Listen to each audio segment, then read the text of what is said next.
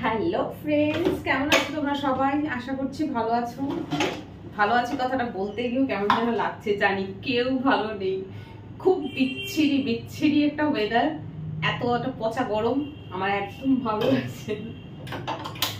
মানে নিজের ওপরই নিজের ভীষণ রাগ হচ্ছে, বিকজ এসি নেই তো, ভীষণ গরম লাগছে ঘরে, ভীষণ ভাবে গরম লাগছে। সিলিং ফ্যান, স্ট্যান্ড ফ্যান, কোনো কিছুতেই কাজ হচ্ছে না।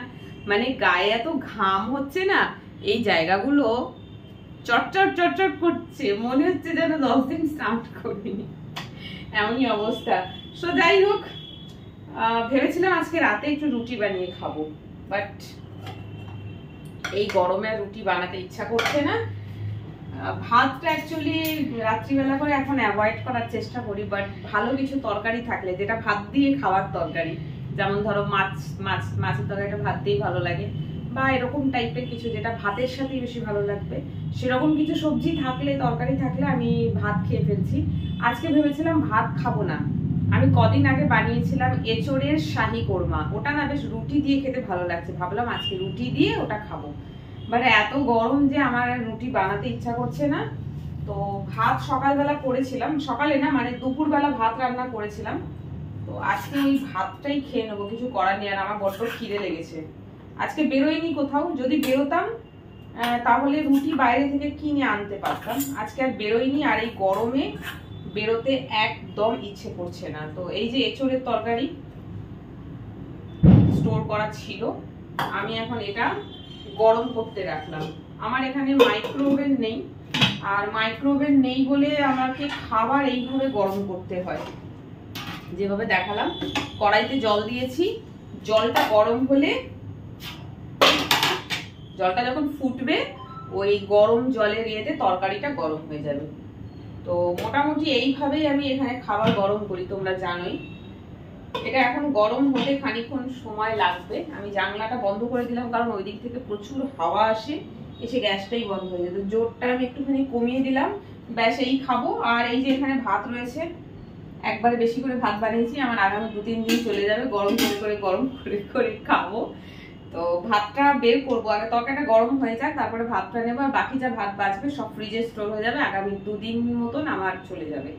তো যাই হোক, চলো। এখানে সত্যি বলছি দাঁড়ানো যাবে না, আমি বেডরুমে চলে যাই। এই যে তরকারি যেটুখানি বেঁচেছে, আর 1 দিন মতন আমার হবে, এটাকে ফ্রিজে রেখে দিই, দিয়ে রুমে গিয়ে বসবো। ততক্ষণ এটা গরম হয়ে গেলে তারপরে খাবারটা নিয়ে যাবো।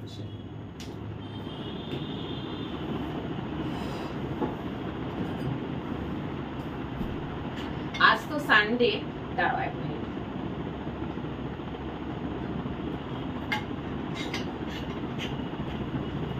আজ তো সানডে, আর বিকেল 3:30 থেকে, মানে দুপুর 3:30 থেকে ম্যাচ হচ্ছে। সানডে করে 2টো ম্যাচ থাকে, আবার 7:30 দিয়ে একটা ম্যাচ চালু হয়েছে, যেটা 11:30 অব্দি চলবে। আজ ভেবেছিলাম লাইভ আসবো এই 11টা 11:30 এরকম, বা তার একটু আগে। তো এই আইপিএল চলাকালীন আমি একদিন লাইভ এসেছিলাম 9:30 নাগাদ। সেই সময় মাত্র 5 জন না 6 জন এরকম, ম্যাক্সিমাম 11 জন মতন হয়েছিল, তারপরে আবার তারাও চলে গেছিল। তো তখন বুঝলাম যে না, আইপিএল চলছে, সবাই এখন আইপিএল দেখতে ব্যস্ত, সেই জন্য লাইভে কেউ থাকছে না। সেই জন্য তারপর থেকে লাইভ আর সেই মতন আমি আসছি না, কারণ 11:30 অব্দি তো ম্যাচই চলে, সেই একই প্রবলেম হবে। আর লাইভ এসে যদি কাউকে না পাই, তখন নিজেরই কেমন লাগে, মানে নিজেরই তো ভালো লাগে না। লাইভ আসলে তো তোমাদেরকে চাইবো, তোমরা যদি না থাকো তাহলে আর আমার লাইভ থেকে লাভ কি। সেই জন্য লাইভ আসছিলাম না, বেশ অনেকদিন হয়ে গেছে আমি লাইভ আসছি না। তো আজকে ভাবলাম একটু লেট নাইট করে আসবো লাইভ 1টার সময়। কনফার্ম নয়, ভেবে দেখছি। তোমরা যারা আমার এই ভিডিওটা দেখছো, অনেকেই আছে 1টার সময় লাইভ আসলে প্রচুর লোক থাকে, প্রায় 70, 80, 100 পেরিয়ে যায়, আমি দেখেছি। তো এখন এই ভিডিওটা করার একটাই কারণ, সেটাই যে আমি জাস্ট তোমাদেরকে জানালাম যে 1টার সময় লাইভ আসবো আজকে, ঠিক আছে? 1টার সময় লাইভ আসবো। জেগে থাকতে বলছি না, বাট যারা জেগে থাকবে চাইলে লাইভটা জয়েন করো। অনেকদিন পর আজকে লাইভ আসবো। আর লেট নাইট লাইভ আসছি কেন, এই কারণটাও তোমাদেরকে বলে দিলাম, যে তোমরা কেউ থাকো না আইপিএল এর জন্য, কেউ জেগে থাকো না। 11:30টার সময় আইপিএল শেষ হচ্ছে, বলতে পারো তারপরে কেন আসছো না। আমি এখন খেয়ে দিয়ে ঘুমিয়ে পড়বো, খাবার গরম করতে গেছি, খেয়ে দেখুন রাত 1টা লাইভ মানে বুঝতে পারছো পুরো মাঝরাত 1টা থেকে 2টো অবধি যদি লাইভ করি তারপরে আমার ঘুম আসতে চাইবে না আর। তো আমার এখন একটু হালকা ঘুমও লাগছে, 11:30 বাজতে এখনো অনেকটা দেরি আছে, প্রায় 1.5 ঘন্টা। তো আমি 1.5 ঘন্টা জেগে করবোটা কি, সেজন্য আমি ঠিক করলাম যাই ছক করে লাঞ্চটা করে নিই, দিয়ে স্নান করে, সরি ভুল বলছি, ডিনার করে নিই। ডিনার করে স্নান করব, স্নান করে এসে একটু ঘুম দেবো, তারপরে আমি 12:30 নাগাদ ঘুম থেকে উঠবো, উঠে তারপরে লাইভ আসবো। তো অনেকেই লেট নাইট জেগে থাকো, যারা জেগে থাকো না তাদেরকে জোর করে থাকতে বলবো না, পারলে থেকো, আর না পারলে আইপিএল এর পর ইভিনিং এ লাইভ আসবো তখন থাকবে।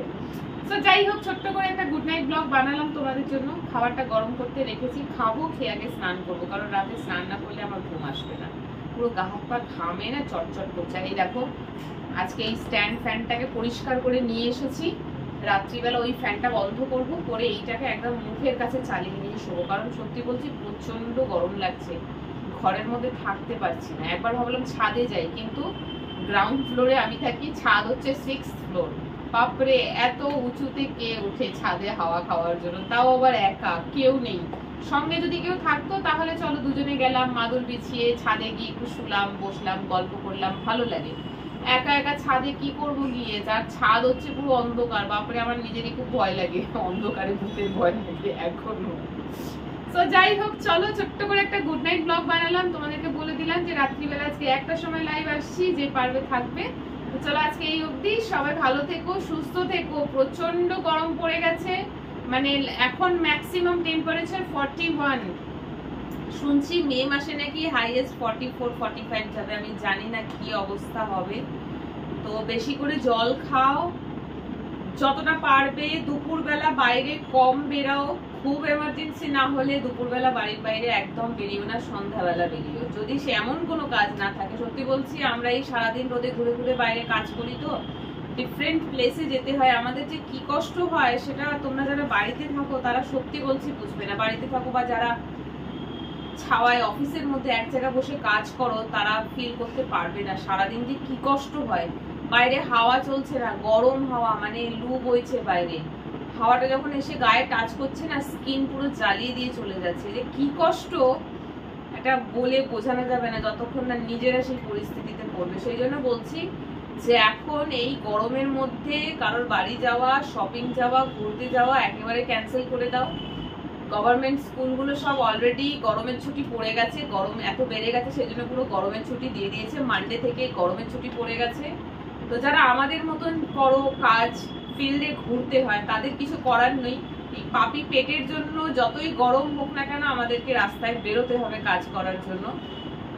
যারা অফিসে এক জায়গায় বসে কাজ করছো তারা সেফ আছো, সকালে অফিস ঢুকছো, সন্ধ্যায় বেরোচ্ছো, সারাদিন এসি না হলেও ফ্যানের তলায় আছো, ছাওয়াতে আছো।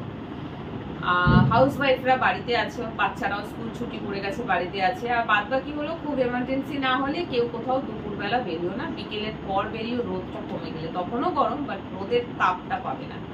কারণ অনেক পোস্ট দেখছি যে বাচ্চারা স্কুলে গিয়ে হিট স্ট্রোকে অ্যাটাক হয়েছে, হিট স্ট্রোক হয়ে অজ্ঞান হয়ে পড়ে গেছে, এগুলো কিন্তু মারাত্মক একটা জিনিস। তো যাই হোক, জাস্ট সেটাই তোমাদের সাথে বলার যে খুব অসুবিধা না হলে, খুব প্রয়োজন না হলে বাড়ির বাইরে বেরিও না, বাড়িতে থাকো, যা কাজ আছে সব সন্ধ্যাবেলা করো, আর বেশি করে জল খাও, খুব সাবধানে থাকো। টাটা।